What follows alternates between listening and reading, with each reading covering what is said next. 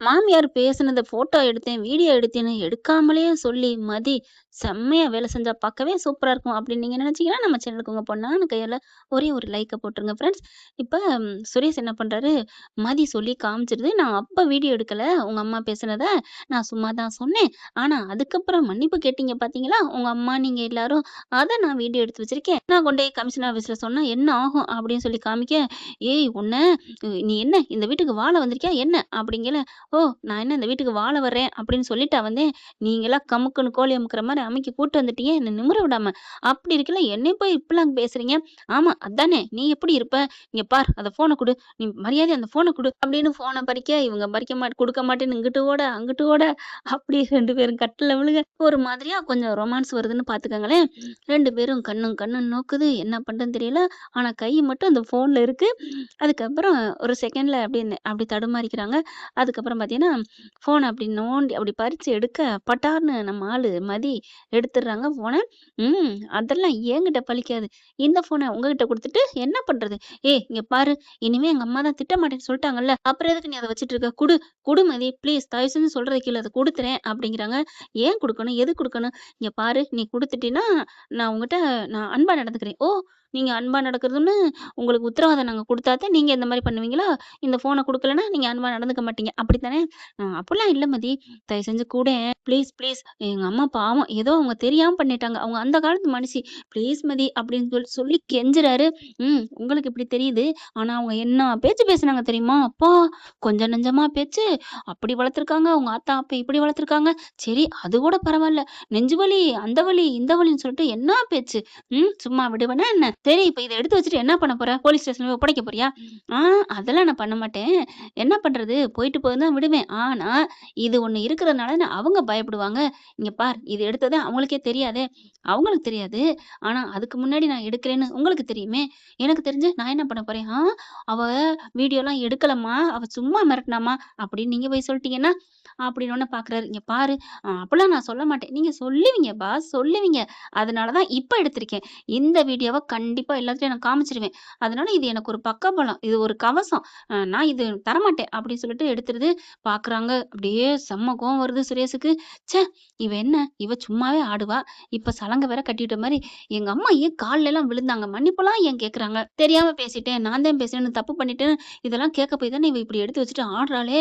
அப்படியே பார்க்குறாரு. அதுக்கப்புறம் என்ன பண்றாங்க, ஃபோன கொண்டு போயி அவங்க ஒரு பெட்டியில வைக்கிறாங்க. விஜய் இந்த நம்ம சுரேஷ பார்த்துக்கிட்டே இருக்காரு.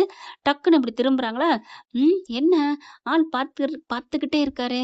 ஒருவேள நம்ம தூங்குனதுக்கப்புறம் ஃபோன எடுத்தாலும் எடுப்பார்ல, அப்படின்ட்டு என்ன பண்றாங்க, அந்த வச்ச ஃபோன வைக்கிற மாரி போக்கு காமிச்சுட்டு, டபக்குன்னு தன்னோட ஜாக்கெட்டுக்குள்ள உள்ளுக்குள்ளயே வச்சுக்கிறாங்க. சுடிதாருக்குள்ள வச்சுக்கிட்டு, அப்படியே நல்ல பிள்ளை மாரி வந்து படுக்குறாங்க. இவர் என்ன பண்றாரு, பெட்டிக்குள்ளயா வச்சிருக்கிற? இருடி மவளே இரு. நான் இத எடுக்காம விடமாட்டேன்." அப்படின்னு சொல்லிட்டு என்ன பண்றாரு, ஒண்ணும் தெரியாத மாரி, "சரி இப்ப என்ன? அது உனக்கு ஆதாயமா வச்சுக்கிறேன்னு நெனைக்கிற. வச்சுக்க, வச்சுக்க.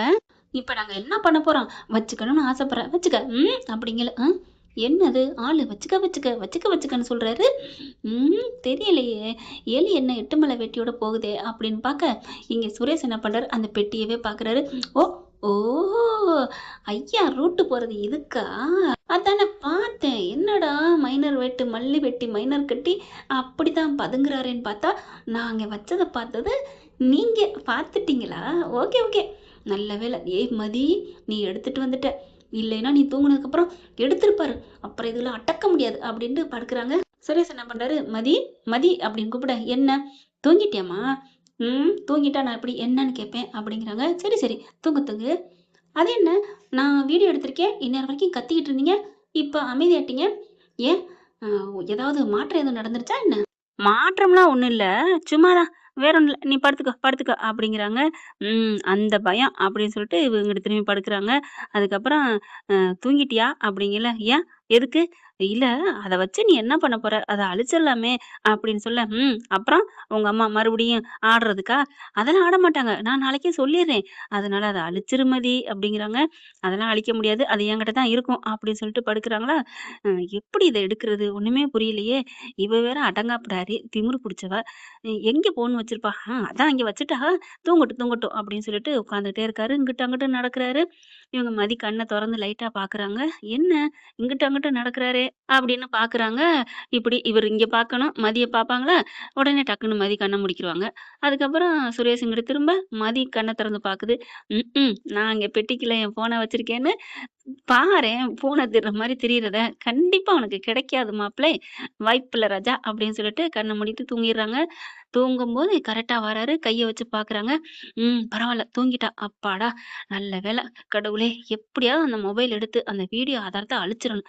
எங்க அம்மா வேற வாய வச்சுக்காம ஏதாவது பேசி விட்டுருது. அவளும் வீடியோ எடுத்து வச்சுட்டா. இத வச்சுக்கிட்டு இப்பதான் என் மேல உள்ள கேஸே ரிலீஸ் ஆனுச்சு. அப்பாடியோ! அப்படின்ட்டு மெல்ல அப்படி பூனைக்குட்டி மாரி எந்திரிச்சு போயி அவங்க மதி வீட்டு பெட்டிய தொறக்குறாங்க. தொறந்து பார்த்தா, "என்னது வரமாட்டேங்குது" அப்படின்னு சொல்லல கண்ண முழிச்சு பார்க்குறாங்க மதி. ஆஹா! ஆளு கரெக்ட்டா போய் திறக்குதே! எனக்கு தெரியாதா என்ன? அதனால தானே நான் உள்ளுக்குள்ள வச்சுக்கிட்டேன். இடத்த மாத்திட்டேன் அப்படின்னு நினைச்சுக்கிட்டு சிரிப்பு வருது மதிக்கு.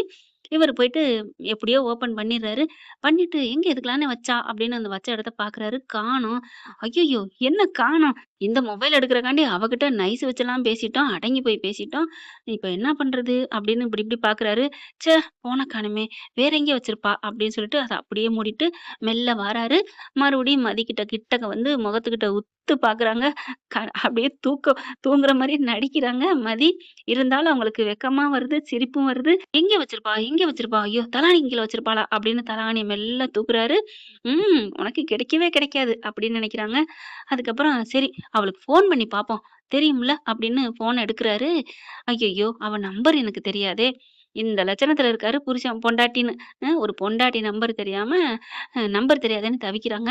இப்ப என்ன பண்றது? ஐயய்யோ! அப்படியே ஆண்டவனே!